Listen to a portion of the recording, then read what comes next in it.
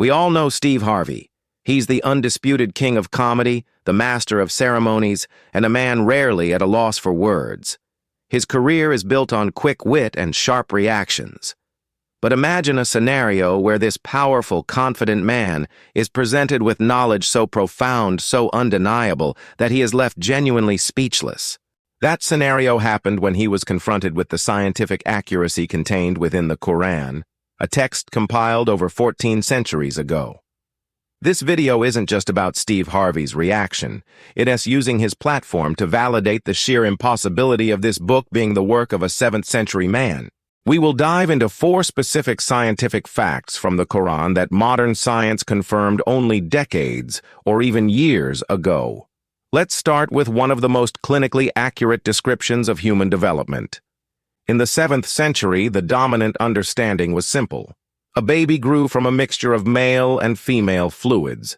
Yet the Quran details the embryonic stages with astonishing precision. The Quran mentions man is created from a nutfah, a small quantity of fluid. Modern science confirms that fertilization only requires one tiny sperm cell from the vast amount of fluid released. More strikingly, the Quran describes the next stage as Alaqah. This word has 3 meanings: a leech, a suspended thing, a clot of blood. Now look at a modern medical textbook. The embryo at the 7 to 10 day mark is visibly shaped like a leech, deriving blood from the maternal blood supply. It is literally suspended in the womb, attached to the uterus wall. Furthermore, this stage is characterized by a high concentration of blood resembling a clot. How could an illiterate man in the Arabian desert, 1400 years ago, describe the microscopic, detailed characteristics of the embryo that scientists like Dr. Keith Moore only confirmed after using powerful microscopes in the late 20th century? This level of detail is what forces intelligent people like Steve Harvey to stop and reconsider. The next miracle takes us from the womb to the ocean. For centuries, people believed that when 2 bodies of water, like a large river and the ocean, or 2 different seas, met, they simply mixed. But the Quran speaks of a barrier, a barzakh, between the 2. The verse describes 2 seas meeting, but between them is a barrier which they do not transgress. Marine biologists confirmed this phenomenon only in the last century, particularly in places like the Strait of Gibraltar, where the Mediterranean Sea and the Atlantic Ocean meet, and the Gulf Stream. Due to differences in temperature, density, and salinity, the 2 massive bodies of water maintain distinct layers. You can literally observe the separate masses of water maintaining a boundary, the barzakh, that allows them to meet, but prevents them from fully transgressing into each other's physical characteristics. This knowledge requires specialized equipment, deep-sea exploration, and global scientific mapping. It simply could not have been known through simple observation in the 7th century. This fact alone challenges the idea of human authorship.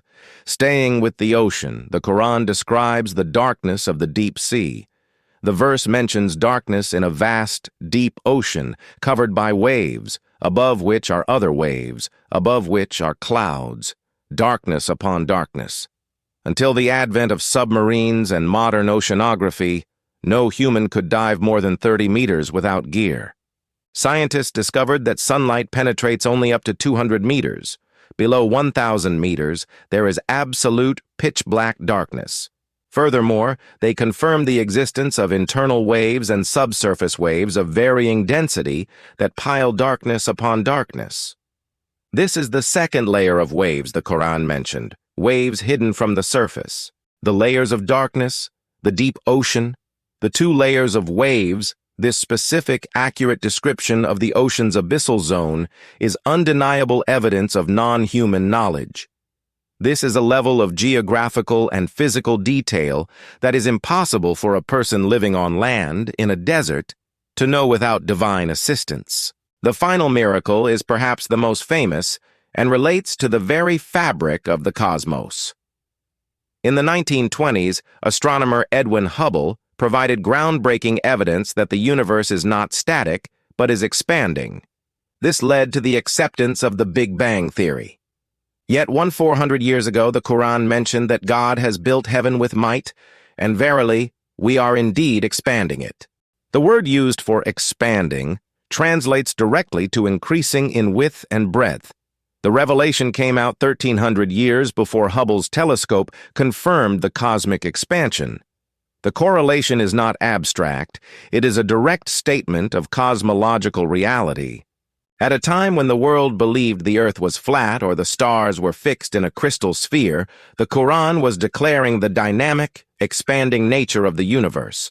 When facts like this are presented to a rational, highly educated individual like Steve Harvey, the reaction is not laughter or disbelief. It is often silence, the silence that comes from recognizing a profound truth you cannot argue against.